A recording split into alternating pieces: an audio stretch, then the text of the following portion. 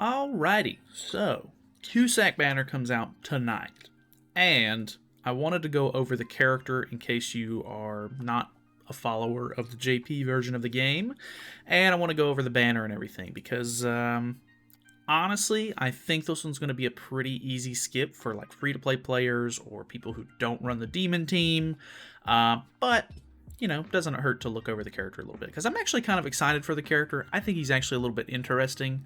I don't think he's going to be like must-have, like gotta put him on the team or anything like that, but he's kind of cool, I guess. He's very lanky. I don't know if you've seen him in game, but his arms are very, very long. But anyway, before we hop in, if you're new to the channel or anything, feel free to subscribe. That's it. Anyway, so let's go over the character first. He is blue, just like it seems like they're making... they're really hammering in the mono blue demon team for whatever reason. Every character that comes out lately has blue in it, except for Chandler, I guess. He's green. But he's kind of cool.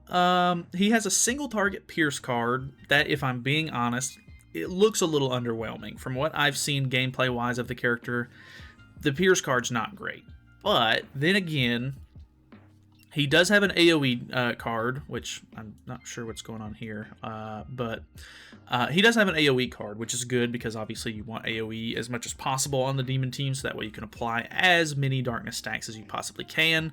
The AoE card, I think, is what makes the character so interesting to me personally, because if you don't know, it is an AoE, and it decreases crit chance by 30%, 50%, and 100% on their respective levels, which is pretty cool, if I'm being honest, because crit chance is a stat that has become increasingly, I guess, sought after in the meta of nowadays, because if you're not building HP defense sets for characters just to out-CC everybody, you're basically building an attack crit damage set to try to get off as much damage as possible. So people are relying on crits a lot more nowadays. It used to be attack defense sets, but now people realize that crits are the superior way to play, I guess. So lowering people's crit chance is kind of a big deal. On top of that, he has a weak point single target ultimate, which isn't necessarily the greatest, but I mean, weak point is a pretty good skill in general, and because this is a single target, it's going to have pretty decent multipliers on it, which means that it's pretty much going to one-shot a character, I would imagine, unless they're just like really, really tanky, or there ends up being like type disadvantage or a couple of other factors in play there. But his passive is cool to me. He's almost, I talked about this a little bit in the patch notes, but to me, he's like a reverse Death Pierce. Death Pierce used to be a character that everybody ran in the back line because it would lower the enemy's crit defense and crit resistance to make you crit more, but he kind of reverses the role to where the enemy will crit less. So for all enemies participating in battle, reduces their crit chance by 20% and a crit damage by 30%. For every demon race ally participating in battle, increases demon allies attack related stats by 4%. So you do have a little bit of specificity. You do have to run demons if you want the later part of his passive to go off, of course, but honestly, 4% attack related stats isn't like super crazy. That's only 12% for if you're running like a full demon team up front and everything like that. So I mean, it's alright, I guess. It's nothing too crazy, but every little bit helps, of course. Plus, I mean, the demons get a ton of like basic stats and stuff like that anyway from, you know, Esterosa, and it seems like every modern demon seems to boost some sort of stat at this point.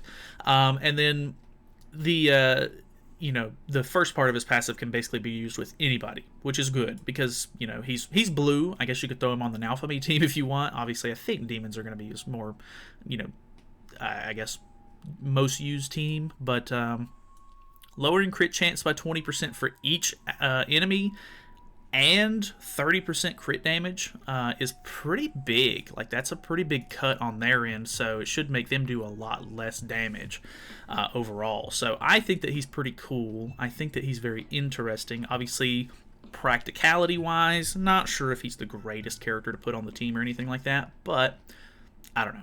Let's hop over and look at the banner itself, because the banner is actually pretty good. I think they're really trying to bait out some summons and stuff like that, because it's getting closer to the end of the year, which I don't. It's hard to say. Everybody's kind of hyped up and looking forward to the end of the year banners and everything like that. Obviously, it could be a flop this year. I'm not saying that it has to be like a crazy good banner, but I think people are pretty hyped up, and they've got this expectation that because Trader Melly came out during the New Year's banner last year, that this New Year's banner this year is going to be absolutely insane. And I do hope that it's a good character, but I'm not gonna, I'm not gonna raise my expectations super high, because I don't know. It could just be some character that's insanely specific, like where you have to run them with a specific team or whatever, because that seems to be kind of the norm nowadays. A lot of characters now are becoming more, they're reliant on the specific team that they're sort of built for, which is unfortunate, because it kind of like pigeonholes them into you need to use them on a specific team. But I don't know. I hope the character's good regardless. But you've got some pretty good units in here. You've got Red Tarmiel, who is obviously everybody wants extra copies of Red Tarmiel, or needs a copy of him if you don't have him yet. Green Sariel. I honestly, I kind of hate that they put Green Sariel on like every single banner now, because he came out. People pulled for him, people wanted him and everything. I think most people have him at this point.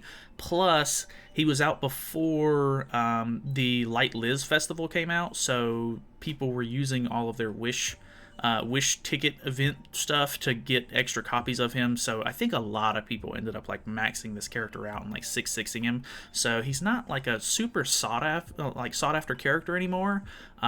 He's become like the Excalibur Arthur of banners. Like he's starting to just be like an easy filler unit for them to just throw into the banner. But I mean, he's still a good unit nonetheless. If you don't have him maxed out or anything, pulling extra copies is obviously good.